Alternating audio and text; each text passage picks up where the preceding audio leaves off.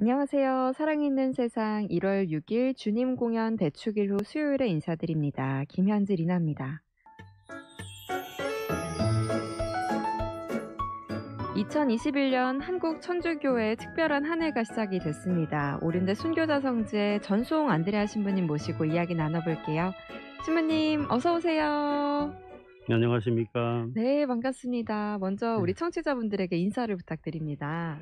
참미예수님, 오륜대 순기자 성지에서 사목하는 전송 안드레아 신부입니다. 새해 복 많이 받으시고 우리 청취자 여러분들 항상 영육간에 건강하시기 바랍니다. 네, 따뜻한 인사 감사드립니다. 신부님 지난번에 방송 나왔을 때를 찾아보니까 19년 9월에 나오시고 또 오랜만에 이렇게 함께 네, 해주시게 됐어요. 올해 2021년은 앞서 말씀드린 것처럼 성 김대건 안드레아 신부님이 태어난 지 200주년이 되는 뜻깊은 해잖아요. 그래서 한국 천주교회에서는 올해를 성 김대건 안드레아 신부님 탄생 200주년 희년으로 선포를 했습니다. 맞죠, 신부님? 네. 우리 한국 교회는 한국 성직자들의 주보 성인이요 최초의 방인 신부님이신 김대건 안드레아 신부님의 탄생 200주년을 맞이해서 교황청에 희년과 전대사 선포를 요청했고 작년 10월 12일 교황청 내사원에서 교령으로 선포되었습니다. 희년 기간은 2020년 11월 29일 대리밀주부터 2021년 11월 27일까지가 되겠고, 더구나 또 2021년 금년은 김대건 신부님께서 유네스코 세계기념인물로 선정되셔서 네. 세계 자랑이 되시기도 했습니다. 네. 이 김대건 신부님과 관련해서 희년 선포 또 유네스코에 등재됐다는 이야기를 해 주셨는데요. 그래서 오늘과 다음 주 수요일 2 시간에 걸쳐서 우리 오륜대 순교자 성지에 계시는 전송 안드레아 신부님 모시고 김대건 신부님에 대해서 제대로 알아보는 시간을 마련을 했습니다. 일단 신부님 오늘은 많은 내용 중에 어떤 내용에 대해서 설명을 해 주실까요? 네, 오늘은 김대건 신부님의 생애에 대해서 먼저 살펴보고 다음 시간은 김대건 신부님의 영성에 대해서 살펴볼 것입니다. 네. 아마 한국 최초의 땡땡이다라고만 알고 계시는 분이 많을 텐데요. 오늘 신부님의 이야기를 들으면서 많은 것들을 알아가셨으면 좋겠습니다. 자, 성 김대건 안드레아 신부님의 생애에 대한 모든 것 이제 곧 강의를 시작해 주실 텐데요. 일단은 지금으로부터 200년 전에 태어나셨다고 하면 김대건 신부님이 1821년에 태어나신 게 맞죠, 신부님? 그렇습니다. 우리 조선교회가 1784년 전 세계에서도 유일하게 자발적으로 창설되고 1795년에 중국인 주문모 신부님께서 오셨지만 6년 후에 1801년에 순교당하십니다. 그 후에 30년 이상 사제가 없는 교회로 지내던 우리 조선교회는 성직자 영입을 운동을 펼쳐서 전 세계 어디로 많은 곳으로 서신을 보냈고 마침내 1834년에 중국인 신부 여항덕 파치피고 신부님이 조선에 입국하십니다. 그리고 36년 모방 신부님, 다시 말해서 파리 외방 정교회 신부님께서 또 입국하셔서 모방 신부님은 파리 외방 정교회 회칙에 따라서 방인 성직자 양성을 위해 소년 3명을 선발했는데 그 중에 한 분이 1821년 200년 전 출생하신 김대건 신부님이십니다. 네. 6245번 님께서 문자를 보내주셨습니다. 정답 사제입니다. 나는 천주교입니다. 가슴이 벅차오른다는 이야기 해주셨고요. 정선지 님도 아직 강의가 시작도 안 됐는데 벌써부터 다음 시간이 기대된다는 말씀 해주셨습니다. 또 이세실리아 님, 일곱빛깔 무지개 님, 무진찡 님 등등 많은 분들이 신부님을 반겨주고 계신데요. 그러면 지금부터 바로 우리 전송 안드레아 신부님을 통해서 성 김대건 안드레아 신부님의 생애 들어보도록 하겠습니다. 네, 김대건 신부님의 본관은 김해, 그리고 1821년 8월 21일 충남 내포지방, 오늘날 우리가 솔매라고 부르는 곳에서 천주교 신자 김재준 이냐시오와 고 우슬라의 아들로 태어납니다. 솔매는 김대건 성인이 집안에 오랫동안 터를 잡고 살아온 곳인데 김대건 성인의 신부님의 정조부여셨던 김진우 비호가 50세 영세한 이후 이곳이 교우 마을이 됩니다. 김진우 비후 정조 할아버지는 내포 지방의 사도였던 이존창 루도비코로부터 정교를 받아서 세례를 받게 되는데요. 이존창으로부터 사실은 최양업의 어머니 이성래 마리아도 이존창의 전무원 친척이 됩니다. 그렇게 따지면 김대건과 최양업 신부님도 먼 친척이라고도 볼 수 있을 겁니다. 아버지 김재준 이나시오는 열성적인 가톨릭 교인으로서 교회에 헌신했고 기회박해 때 서소문에서 참수당합니다.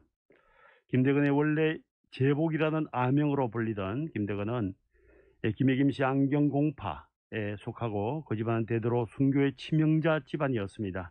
이런 곳에서 성인이 나올 수 있겠죠.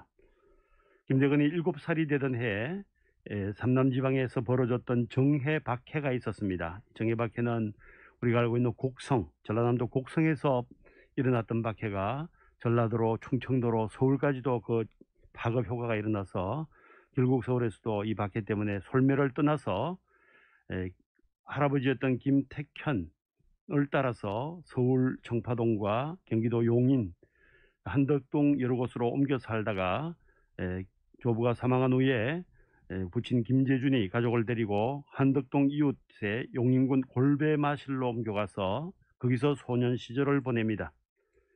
1836년 그의 나이가 15세 되던 해 서당과 조부 밑에서 한문을 익혔고 열성적인 부모, 특히 독실한 어머니 밑에서 신앙교육을 받으면서 성장했던 김대건은 어려서부터 훌륭한 재능과 강한 의지력으로 경건한 신앙심을 보여주었다고 합니다.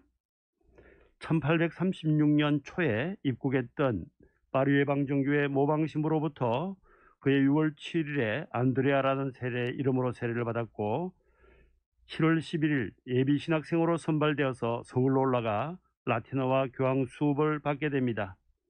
국내 정서로 인해서 더 이상 학업이 어려워지자 모방 신부는 이 예비 신학생 둘 더 플러스를 해서 최방재와 최양업 그리고 김대건 이 세 사람을 안전하고 효과적으로 신학 교육을 실시하기 위해서 마카오 쪽으로 보내게 됩니다. 처음에는 말레이시아 페낭이나 혹은 싱가포르, 마닐라 이런 곳에서 공부를 시키려고 했으나 마카오로 데리고 가게 됩니다. 1836년 12월 2일 김대건은 두 동료와 함께 모방신부 앞에서 성세에 손을 얹고 조선교회 책임 신부님들에 대한 순명할 것을 선서하고 또 다른 지방이나 수도회에 입회하는 행동을 하지 않겠다고 서약을 하고 떠나게 됩니다. 그리고 당시 중국으로 돌아가던 조선서 2년 6개월간 사목 활동했던 여항덕 파치피코 신부와 함께 서울을 떠나서 정하상, 조신철 몇몇 교우들의 안내로 국경까지 갔다가 12월 28일 변문을 통과하고 그리고 조선 입국을 위해 요동에서 머물고 계시던 요동 샤스탕 신부님 댁에 도착하게 됩니다. 네. 김대건 신부님께서 태어나신 곳부터 또 어렵지만 신앙교육을 받으며 자란 환경에 대해서 설명을 해 주셨는데요. 일단 김대건 신부님께서 1821년에 태어나시고 1836년에 이 신학교를 가셨다고 하니까 이 계산해 보면은 한 15, 16살 때 공부를 하기 위해서 외국을 나간 거가 되네요, 신부님. 그런 셈이죠, 그죠? 네. 만 15살 때 해외 유학을 나갔던 신부님이십니다. 네. 1837년 6월 7일에 목적지였던 마카오에 도착해서 파리 예방정교회 극동 대표부에 도착해서 공부를 시작합니다. 신학 공부를. 그리고 파리 예방정교회 극동 대표부는 3명의 신학생이 왔길래 조선신학교를 세워서 7명의 스승 신부님들을 두고 그곳에서 여러 과목을 이수하게 됩니다.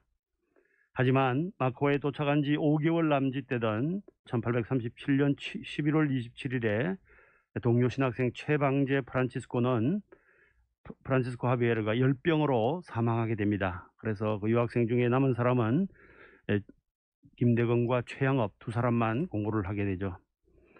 유학 온 지 2년이 지나서 마카오에는 아편 전쟁이 일어납니다. 중국과 영국의 전쟁이 일어나서 거의 내란 상태가 되어서 수업을 계속할 수 없는 상태가 되죠. 그래서 신학생들 두 분은 필리핀 마닐라의 롤롬보이라는 농장으로 피신해서 그곳에 있는 도미니코 수도원 수학원에서 수학을 하게 됩니다. 6월 달에 가서 11월까지 한 5개월 정도 그곳에 피신해서 수업을 듣게 됩니다. 그리고 김대건의 신부 김재준 이냐시오는 1839년 9월 29일 기해박해 때 조선에서 순교를 스소문 밖에서 순교를 당했고, 당시 조선에서 활동하던 모방 샤스탕 앵베르 프랑스 선교사들도 순교를 당하게 되죠. 기해박해 때. 또한 김대건은 어려서부터 자주 영양실조에 시달려서 크고 작은 질병에 시달리기도 합니다. 이러한 어려움 속에서도 김대건은 라틴어와 스콜라 철학 과정을 마치고 교리학과 조직신학 덕에 본격적으로 공부를 하게 되죠. 하지만 1842년, 그러니까 한 5, 6년 정도 유학을 하던 시절 김대건은 신학 공부를 중단하고 조선 선교사로 임명됐던 메스트로 신부와 함께 조선 국왕과 통상을 맺으려 했던 프랑스 세실 제독의 통역관으로 에리곤호라는 배에 승선해서 마카오를 떠나 귀국길에 오르게 됩니다. 사실 조선말을 할 수 있는 사람이 없었고, 그리고 라틴어나 프랑스말 다 할 수 있으면서 조선말을 한 사람이 김대건 신부였기 때문에 그렇겠죠. 왜냐하니까 그 당시에 이 세실 제독은 프랑스 사람이 세 사람이 조선에서 순교를 당했기 때문에, 죽었기 때문에 그에 대한 책임을 묻기 위해서 함대를 싣고 간 것이죠. 그러나 그 계획은 뜻대로 이루어지지 못합니다. 마닐라 이배 에리곤호는 마닐라를 거쳐 대만을 거쳐 양자강 하구로 거쳐서 오송 지역에 도착했고, 마침내 남경조약 체결식장에까지 참석을 합니다. 그러나 그 후에 에리곤호는 조선과는 이 북상을 포기해 버립니다. 이 때문에 김대건 신부님은 조선 쪽으로 가지를 못했고, 단지 그곳에 있던 메스트로 신부와 중국배를 타고 조선에 입국하기 위해서 중국배를 타고 상해를 출발해서 북상하게 됩니다. 그리고 그곳에서 그 남경조약을 맺게 있을 때 최양업 신부도, 최양업 그때는 그 신학생이었겠죠. 최양업도, 동료 최양업도 프랑스 파브리트라는 호에 탑승해서 마카오로 출발을 했는데, 최양업도 나름대로 통역사 역할을 하기 위해서 다른 배를 타고 왔던 것이죠. 그래서 그 남경에서 상봉했던 것도 볼 수 있습니다. 아무튼 김대건은 메스트로 신부와 함께 중국배를 타고 10월 23일에 남단, 소위 태장하 해안에 도착합니다. 우리나라로 치면 남북한 우리나라 토끼 모양의 앞발 모양, 지금 황해도 제일 끝 압록강 그 제일 끝 그쪽 지역이 이 태장하가 있고, 그곳에 백가점이란 곳이 있습니다. 그래서 1842년 10월 26일 육로를 통해서 조선에 잠입키로 결정하고 요동지방의 태장하 근처의 백가점 교우촌에 당도합니다. 김대건은 12월 23일 혼자 국로로 개척하기 위해서 국경지방 동황성 책문으로 떠나게 됩니다. 그런데 12월 27일에 도중에 북경으로 들어오던 조선 사절단, 그 소위 말하는 동지사라고 겨울에 중국으로 오는 이 사절단에 끼어 있던 한 밀사 신자였던 김프란치스코라는 교우를 만나서 기해박해와 성직자 영입운동의 소식을 듣고 자신이 입국하여 메스트로 신부의 영입을 준비하기로 결심을 하게 됩니다. 김대건은 이때 자기 아버지 김재준 이나시오가 기해박해 때 순교했다는 소식을 그 프란치스코로부터 듣게 됩니다. 얼마나 마음이 아팠는지 우리는 상상도 못할 겁니다. 그리고 프랑스 선교사 3명이 순교했다는 것까지도 그때 듣게 되죠. 김대건은 12월 29일 의주를 통해 조선에 잔입하는 데 성공했지만 서울로 향하던 중 부자연스러운 은행으로 주민들의 의심을 사서 신변의 위험을 느끼고 다시 백가점으로 되돌아갑니다. 그래서 그것이 1차 한번 입국을 했던 것을 우리는 이야기할 수 있겠고요. 김대건 신부님의 1843년 요동에서 스승 신부에게 보낸 편지에 이런 말이 나옵니다. 제 부모도 역시 많은 고난을 당하여 아버지는 참수되고 어머니는 의탁할 곳이 없는 비참한 몸으로 신자들의 집을 떠돌아다녔고 있다고 합니다. 라는 말을 꺼내고 있습니다. 그 이야기를 들었던 김대건 신부님의 김대건의 생각이 어떻겠는가 우리는 상상해 볼 수 있을 겁니다. 그리고 한 가지 우리가 특징은 압록강을 건너거나 이 조선으로 입국할 때는 반드시 12월 말 한참 추울 때 꼭 건너가게 되고 조선에 입국하게 되고 또 나오게 됩니다. 이유는 압록강이 얼어야 되고 그래야 그 강을 걸어서 건너갈 수 있겠고, 음. 그 추울 때 압록강이 얼고 할 때는 아무래도 보초들이 좀 더 느슨해질 음. 수밖에 없는 그런 걸 이용해서 항상 보면 12월 말 이때 들어오고 나오고 하는 것을 우리는 볼 수 있죠. 네.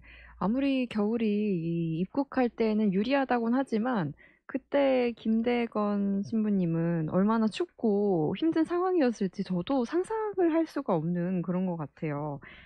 어렸을 때 저도 위인전을 읽은 기억은 나거든요. 근데 자세한 내용은 기억이 안 나는데 뭐 "한국인의 첫 번째 신부님이다." 요런 정도. 그리고 "세례명 중에 대건 안드레아가 있다." 이런 식으로만 기억을 했었는데 오늘 전송 안드레아 신부님을 통해서 정말 자세한 이야기 하나하나를 알아가고 있는 것 같습니다.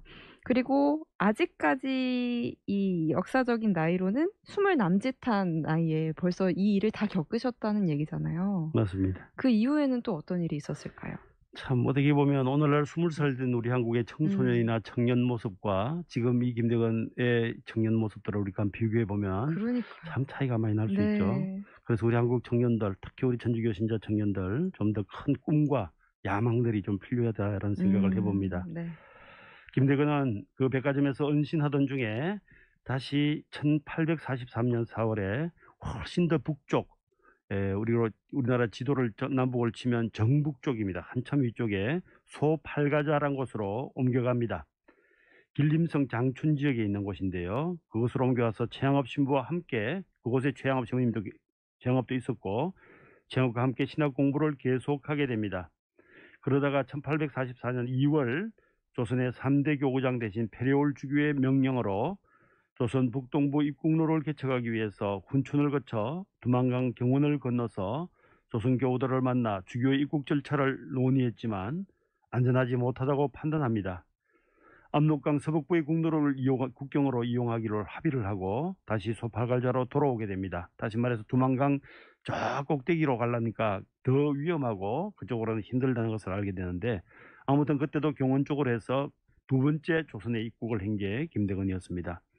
1844년 12월 17일에는 소팔가자에서 부제품을 받게 됩니다. 그리고 부제품 받은 김대건은 페레올 주교와 함께 다시 조선 입국에 시도를 했는데, 조선 입국에서 국경 지역에서 변문 지역에서 조선 교우들을 만나게 됩니다. 그러나 조선 교우들은 이 페레올 주교님 외국 선교사는 도저히 입국이 불가능하다고 해서 김대건 자신만 조선으로 출발하게 됩니다. 푸른 눈에 수염도 그렇고 머리도 그렇고 모든 게 외국인은 금방 표시가 나죠. 조선에서는 뭐 아무리 삿갓을 쓰고 도포를 입고 한다 하더라도 금방 그 사람들 눈에 띕니다. 그랬을 때 신고가 들어갈 거고 위험했겠죠. 그렇게 서울에 도착을 하게 되는데요. 조선 입국에서 김대건 혼자만 개성을 지나 1845년 1월 15일에 도착합니다. 서울에 세 번째 입국을 하게 되죠. 그리고 현성문이 마련했던 한 집에 은신하면서 교회 사정을 파악하고 그 가운데서도 중병에 걸려서 15일간 고생하기도 했습니다. 아무튼 김대건은 리브아 신부에게 서신을 발송해서 조선의 순교 상황, 천년두 약과 치료법을 문의했고, 천년두 걸린 사람이 많았던 것 같아요. 또 기회받게 때 조선의 순교와 순교자들에 대한 보고서를 작성하기도 합니다. 그리고 성직자들을 모셔오기 위해서 그들이 거주할 집도 마련하고자 해서 석관동에 집 한 채를 마련하고, 또 배를 한 척 사서 상해로 여행할 교우들을 선정하고 사공들을 구합니다. 1845년 4월 30일에 11명의 교우를 데리고 인천 제물포에서 출발해서 중국 땅으로 오송을 거쳐서 상해에 무사히 도착합니다. 그리고 상해에서 7월 23일 리브아 신부에게 조선 순교사와 순교자에 간 보고서를 발송하게 됩니다. 그 한국 땅에서 제물포에서 상해로 가는 도중에 얼마나 위험을 많이 느꼈는지요. 이 바다에서 정말 죽을 고비를 많이 느꼈다고 합니다. 그럴 때마다 김대건 신부님은 항상 갖고 다니는 상본이 있었는데, 그 당시 원죄 없이 잉태 되신 성모님의 상본을 가지고 자신을 보호해 줄 것이다 확신을 가지고 있었던 것 같아요. 그래서 김대건은 그렇게 두려워하지 않았다고 한다는 이야기가 있습니다. 아무튼 1845년 상해로 왔던 김대건은 8월 17일에 상해 금강성당에서 페리올주교로부터 사제서품을 받습니다. 의계우 조선인으로서 첫 사제서품이죠. 그리고 첫 미사를 횡당성당이라고 8월 24일에 만당에 있는 소신학교 횡당성당에서 첫 미사를 봉헌합니다. 그리고 8월 17일 날 서품 받고 8월 31일 15일 후입니다. 신부는 페리올 주교 다블리 신부를 대동하고 그 데려왔던 많은 조선인들을 함께 상해를 떠나서 조선으로 다시 입국해 갑니다. 그때 타고 갔던 배를 우리는 라파엘호라고 이야기를 들었을 겁니다. 그래서 이 라파엘호는 원래 라파엘이라는 천사는 여행자와 병자들의 수호 천사입니다. 그렇기 때문에 여행자들을 위해서 이름을 붙였죠. 우리 한국에서는 사제서품 받고 한 일주일 후에 본당으로 발령받는데 김대건 신부님은 사제서품 받고 일주일 후에 또 죽을 고비를 느끼고 조선으로 들어가기 위해서 그 어려운 과정을 또 여정을 떠나게 됩니다. 그렇게 조선을 향했지만 풍랑으로 인해서 8월 31일에 갔다가 9월 28일 한 달 가까이에 제주도 해안에 표류하게 됩니다. 오늘날 제주도 소위 용수성지라고 있습니다. 자기도 근처에 있습니다. 서쪽에 그 용수성지에 표류하게 되겠고, 지금도 용수성지에는 그 라파엘로의 완전한 모형이 그대로 지금 만들어져 있는 걸 볼 수 있죠. 가면. 그리고 전라도 조금 더 수리를 해서 배를 수리하고 전라도 해안을 따라서 금강으로 접어 들어갔다가 충청도 강정지방 황산포 나바이에 상륙하게 됩니다. 오늘날 나바이 성지가 김대건 신부님이 입국했던 곳인데, 이 강경지방이라 그래서 정확하게 나바이냐 아니면 좀 더 위쪽에 있는 강경이냐, 위쪽으로 강경을 가면 대전교구가 되고 지금 나바이는 전주교구가 돼서 오늘날도 대전교구다 전주교구다 이 입국 장소가 논쟁도 좀 있는 걸로 알고 있습니다. 아무튼 김대건은 상경에서 서울로 바로 가서 네 번째 입국인 거죠. 용인지방을 중심으로 은희공소와 교우들을 방문하고 성사를 집행합니다. 서품 이후 교우에 입국한 김대건은 사목할 시간이 많지 않았습니다. 45년 11월에 서울에 도착한 후에 이듬해 46년 5월까지 단지 6개월 정도만 사목할 수 있었습니다. 왜냐하면 프랑스 신부들이 조선 입국을 개척하라는 명령을 받고 다시 중국으로 가야 했기 때문입니다. 그의 첫 사목은 서울 석정동을 중심으로 이루어졌고 용인의 은희공소, 골배마실 이런 것들을 그러니까 사목을 하면서, 사실 은희공소와 골배마실은 자동차로 한 20분 정도 거리에 있습니다. 이 골배마실에서 마침내 모친을 상봉합니다. 어머니는 진짜 집집마다 문정걸식을 하면서 거지 생활을 했던 그 어머니였던 것을 그때 볼 수 있죠. 이때 이후에 체포될 때까지 서울과 용인을 가면서 6개월간 성사를 주고 미사를 봉헌했던 신부였습니다.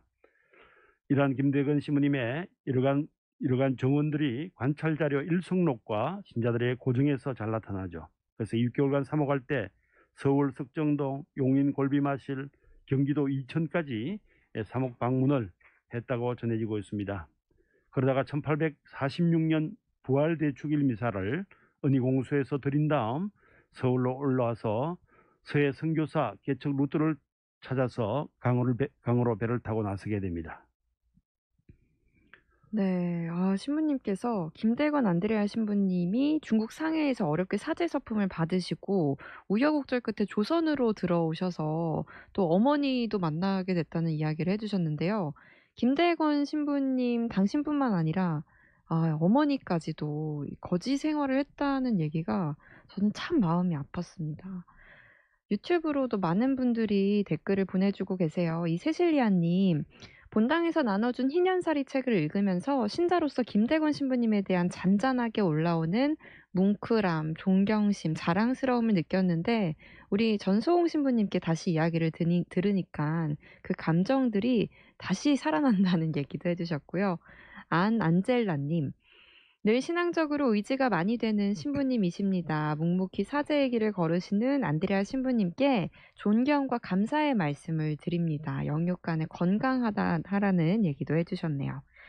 네, 사랑 있는 세상 성 김대건 안드레아 신부님 탄생 200주년 희년 특집 김대건 신부님의 생애에 대한 강의 함께하고 계신데요. 저희는 성가 한 곡 듣고 더 이어가도록 하겠습니다. 하늘울림의 반석 들으실게요. 네, 하늘울림의 반석 짧게 듣고 왔습니다. 신부님께서 열정적으로 강의를 해주시니까 반응도 많이 올라오고 있네요. 유튜브로 장명숙 대레사님, 명강의 유튜브로 잘 보고 있다는 얘기 해주셨고요. 김혜진님, 최로사리아님, 송영주님, 이세실리아님, 김지혜 마르타님 등등 댓글 남겨주셨습니다. 그리고 정혜숙 베로니카님, 우리 성 김대건 안드레아 신부님의 안내서를 보고 얼마나 힘들었을까 마음이 아프고 존경스럽습니다 하고 보내주셨는데요. 저도 그 남천성당에 갔다가 이 안내서를 가지고 와서 봤는데 저는 이 중에서도 옥중서간 내용이 너무 마음이 아프더라고요. 그 그렇죠. 감옥에서 얼마나 힘드셨을까. 여러분도 올 해가 가기 전에 꼭 한번 이 희년사리 안내서 읽어보시면 좋을 것 같습니다. 자, 오륜대 순교자 성지의 전송 안드레아 신부님의 특강 계속 이어갈 텐데요. 일단 신부님, 이 김대건 신부님께서 사제가 되신 이후에 조선 조정으로부터 더 많은 핍박과 순환을 받으셨다고 알고 있거든요. 이어서 얘기해 주시면 좋겠습니다. 이제 신학 공부를 시작하시고 거의 한 7, 8년, 9년 가까이 신학생 생활을 하고 부제품 받고 사제품을 받았는데 신부가 되고 1년 만에 순교를 당했다는 게 얼마나 슬픈 이야기인지 모릅니다. 네. 아무튼 김대건 신부님은 최양업과 메스트로 신부의 입국로를 찾아보라는 페리올 주기의 명을 받고 1846년 5월 14일 서울 마포에서 임성룡의 배를 타고 황해도로 떠납니다. 강을 거쳐서 강으로, 그리고 연평도, 백령도에 도착해서 중국 어선들과 접촉해서 페리올 주교의 편지와 자신의 편지, 그리고 조선 지도, 그 당시에 김대건 신부님은 조선 지도를 직접 그리었던 것 같아요. 이런 것들을 메스트로 신부에게 전달하도록 중국 어선에 있는 사람에게 전달했지만 결국 나중에 압수당해 버립니다. 조선 조정에 실패하죠. 그리고 황해도와 순이도 등산진에서 결국 체포가 되는데, 당시 순이도에서 김대건 신부가 타고 왔던 그 배를 징발하려던 관원들과 언쟁을 하다가 체포가 됩니다. 처음에는 신분지도 몰랐습니다. 그리고 또 외국 뭐 이런 것도 몰랐지만 그 언쟁 속에서 그냥 체포가 되죠. 우연히도 그렇게 됐죠. 김대건은 옹진군의 옥으로 끌려와서 신분을 받고 나중에 황해도 감사가 있던 해주로 또 이감됩니다. 그리고 46년 6월 10일에는 황해도 감령에서 압송된 김대건은 4차례 신문을 받고 배교를 강요받습니다. 그러다가 6월 21일에는 한양, 서울 포도청으로 이송되어서 40차례 혹독한 고문을 견뎌내야 했습니다. 김대건은 포도청에서의 첫 번째 진술에서는 자신이 조선 사람이라고 이야기를 하지 않습니다. 자기는 중국 마카오, 광동 사람으로 자백하고 있지만 6번째 진술에서 마침내 자신이 조선 사람임을 밝히게 됩니다. 그리고 중국으로 유학 가게 된 경위도 이야기해주죠. 그러나 조정에서는 이미 기해박해 때 소년 3명이 외국으로 유학 간 사실을 알고 있었습니다. 그 당시 프랑스 선교사들 기해박해 때 유진길 정화상을 신문하면서 양인 청례, 즉 서양인을 조선으로 초청하는 것, 삼아 치송, 아동 3명을 중국으로 보냈다는 이 문제에 집중되어 있었기 때문에 그런 사실이 있었다는 걸 다 알고 조정에서 있었죠. 선교사 3명을 청해온 사실, 그리고 조선인 3명 청소년들을 성직자로 양성하기 위해서 국외로 보낸 사실을 일종의 모략으로 보았던 것이죠. 또한 그 모략은 이미 황세영 백서에서도 그 외국 세력을 끌어들여서 신앙의 자유를 가져오려는 계획되어 있던 것이 실현된 것으로 간주했던 것입니다. 그래서 김대건이 중국 선박에 전한 사안들도 압수가 되었는데 그것들도 외국인과 내통했다는 더 나위 없는 증거가 되었고, 더군다나 김대건이 조선연안에 그린 지도는 외세를 불러들이려는 예를 드러내는 확실한 증거라고 여겼던 것이죠. 지도 네. 같은 걸 이렇게 그리면 일종의 간첩 활동 같이 느껴지겠죠. 음. 조선은 분명히 그렇게 조정에서는 봤을 겁니다. 네. 아 이야기를 듣다 보니까 '그때 조선 상황이 참 더 힘들었겠구나.' 이런 생각이 들었거든요. 네. 근데 이 김대건 신부님께서 조선 연안을 지도로 그렸다는 자체도 정말 대단하시지만 그 외에도 많은 능력을 가지고 있어서 조정의 주목을 계속 받아왔다고 알고 있습니다. 맞습니다. 그 당시 조정에서는 김대건을 체포하고 취조를 40차례나 하는데 네. 아는 게 너무 많고 너무 놀랐던 거예요. 이 친구를 목 치고 나이도 어린데. 죽여버리기에는 이 젊은 친구가 음. 대표적인 것이 이 재판관들 대신들은 외국어 실력에 놀랍니다. 중국말을 자유자재로 했고 라틴어, 프랑스말 이런 말들을 자유로 했으니까 우리 한국 그때 조선에서 그런 말을 능수능란하게 하는 음. 조선인이 없었죠. 네. 뿐만 아니라 폭넓은 서양 지식 그리고 그런 지리서 편출 지도를 그린 것들 그다음에 영국제 그, 그래서 제 대신들이 그에게 지리서 편술과 영국제 지도의 해독을 지시해서 옥중에서 김대건은 두 장의 지도를 채색하고 한 번은 국왕에게 바치기도 했습니다. 이러한 재능은 조정의 인종을 받아서 일부 대신들은 김대건 구명운동을 벌여서 판결을 3개월이나 늦추게 하기도 했죠. 살려주고 싶었던 것이죠. 어떻게 하든지 이용을 해서 우리나라에 도움되도록 쓰자. 이런 이야기를 또 많았던 것이죠. 이러는 동안 김대건과 관련됐던 10여 명의 교우들이 서울에서 체포됩니다. 그래서 아까 배를 빌려주었던 그 임성용의 부친 임치백 뿐만 아니라 기일기를 썼던 현성문, 8월에는 한의영 이런 분들 다양한 분들이 체포되면서 이름하여 병호박해가 일어납니다. 1846년 김대건 신부와 그 관련됐던 분들이죠. 그런데 한편 1846년 8월에 프랑스 세실 제독이 세 척의 군함을 이끌고 충청도 홍주, 오늘날 홍성인데 변산반도 지역에 나타나서 이 기해박해 중에 3명의 프랑스 선교사들을 살해한 데 항의하고 문책하는 편지를 주민들을 통해서 조정에 전달하게 합니다. 제가 조금 전에 전반부에 이야기했던 그 남경 조약까지 왔던 이 김대건을 통역사로 왔던 이 함대가 결국 올라가지를 못했다는 이야기를 했거든요. 다시 온 거죠. 조선 땅에까지 와서 세실 제독은 조선과 청국처럼 조약을 맺고 가톨릭의 종교 자유를 얻으려는 목적을 가지고 있었습니다. 그래서 이 세실 제독이 중국과 맺은 황포조약이라는 게 있었는데요. 그것은 청나라와 프랑스가 맺었던 조약이고 이로써 그 종교의 자유를 중국에서 할 수 있도록 만들었거든요. 이걸 조선에도 적용시키고 싶었던 것이죠. 즉 조선도 프랑스와 조약을 맺고 정교의 자유를 획득하려고 했습니다. 한편 프랑스 군함이 조선 연안에 도착했다는 소식을 들은 김대건 신부는 한때 오래지 않아서 곧 석방되리라는 희망을 갖기도 합니다. 그가 세실 제독을 잘 알고 있었고 통역관까지도 했다는 사실은 조정도 알고 있었기 때문이죠. 그래서 조정에서도 굉장히 긍정적으로 보고 7월 1846년 7월 15일, 25일 이때 임금과 직접 논의했던 회의에서 사형 여부를 놓고 동시에 논의한 사실을 확인할 수 있는데 이렇게 이야기하고 있습니다. 이 일로 밖에서 두 가지 의론이 없다는 것은 아니온데 혹자는 법을 집행하고 일에는 빠르고 늦음이 없으며 오랑캐의 정황 또한 헤아리기 어려운 점이 많다고 합니다.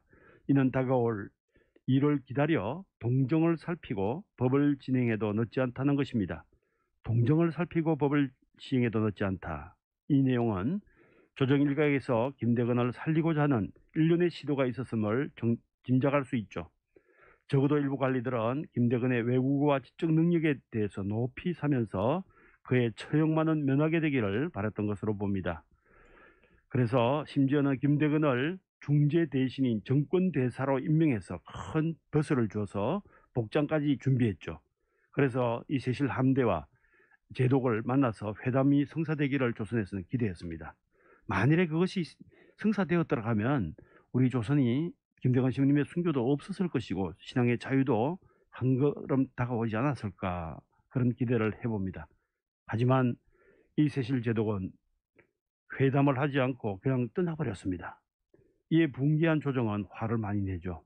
그리고 김대건 신부님을 바로 처형해 버립니다. 그때 우의정이었던, 우리나라 지금 뭐 거의 국무총리쯤 되겠죠. 우의정 이렇게 표현합니다. 박기수가 김대건의 일을 국채와 경법으로 헤아려 보건대 이제 모두 이제까지 잠시라도 숨쉬게 한 것조차 불가합니다. 빨리 이 간략한 계략을 있어서 빨리 죽이라는 소리를 갖다가 이야기를 계속 올리고 있죠. 네.